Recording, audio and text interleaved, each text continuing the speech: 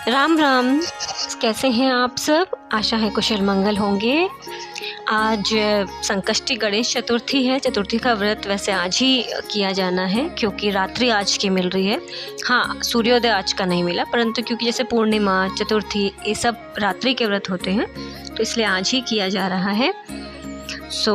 मैंने पिछली बार भी बताया था, मैं हमेशा चतुर्थी की कथा जो ऑथेंटिक है, जो आपको पुराणों और महाभारत से मिलती है प्रमाणित, मैं वहीं से बोलती हूँ। तो YouTube पे आपको वैसे और भी वीडियोस मिलेंगे। वो चौथ माता की कथा आई डोंट नो वो कहाँ से होती हैं, खैर वो सब छोड़िए, किसी पे कोई कमेंट नहीं करना है। पर हाँ, ये ऑथेंटिक कथा है जो आपको प्रमाण सहित महाभारत या पुराणों से मिल जाएगी। तो चलिए कथा का आरंभ करते हैं श्री गणेश का नाम लेकर। ओम श्री गणेशाय नमः। जैसे कि मैंने पिछली बार भी बताया था, प्रत्येक एकादशी की कथा कृष्ण युधिष्ठिर को बता रहे होते हैं, तो यहाँ भी प्रत्येक चतुर्थी की कथा भी कृष्ण युधिष्ठिर को बता रहे होते हैं। तो श्री कृष्ण युधिष्ठिर प्रश्न करते हैं कि पौष मास के कृष्ण पक्ष चतुर्थी का कैसे व्रत किया जाता है, क्या नाम है।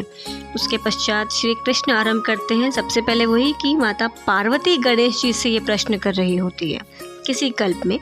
तब गणेश जी घटना बताते हैं कि त्रेता युग में एक बार रावण को बहुत अधिक अहंकार हो गया था, क्योंकि उसने सभी देवी देवताओं पर विजय प्राप्त कर ली थी। उसने नवग्रहों को अपने अधीन कर लिया था, तो उसको बड़ा अहंकार हो गया था कि मैं बहुत अधिक शक्तिशाली हूँ। एक दिन ऐसी वो भ्रमण कर रहा होता है, तो वो देखता है कि आकाश मार्ग से भ्रमण कर रहा होता है, तो वो देखता है कि संध्या पूजन के समय एक वानर कोई संध्या पूजन कर रहा है, मतलब समुद्र के समीप है।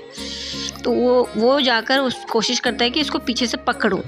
इतने में ही वो वानर उसे अपनी कांख में दबाए एकदम एक छलांग लगा के उड़ जाता है। वो बाली होता है और बाली फिर उसे लेके बहुत समय तक घूमता है आकाश में ही, और उसके बाद उसे अपने महल किष्किंधा ले जाता है। वहाँ उसके गले में रस्सी बांधकर उसे अपने पुत्र अंगद को खेलने के लिए दे देता है।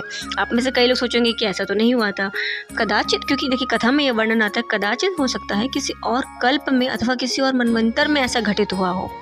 आवश्यक नहीं है कि प्रत्येक मनवंतर अथवा प्रत्येक कल्प में जो घटनाएं हों वो सेम हो।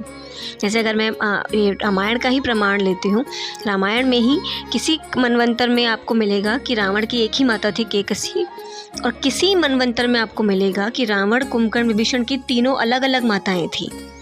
तो ये कल्प और मनवंतरों के आधार पर होता है, क्योंकि खुद सोचे ना, ऊपर वाला भी तो बोर हो जाएगा सेम कहानी बार बार देख देख के। इसीलिए तो किसी कल्प में कदाचित ये हुआ हो, तो अंगद को वो खेलने के लिए दे देता है रावण को, और अंगद उसे घसीटता हुआ एकदम जैसे एक बच्चे वो एक खिलौने की तरह खेलते हैं ना, गाड़ी जैसे खींचना समथिंग, इस तरीके से अंगद उसके साथ खेलता था।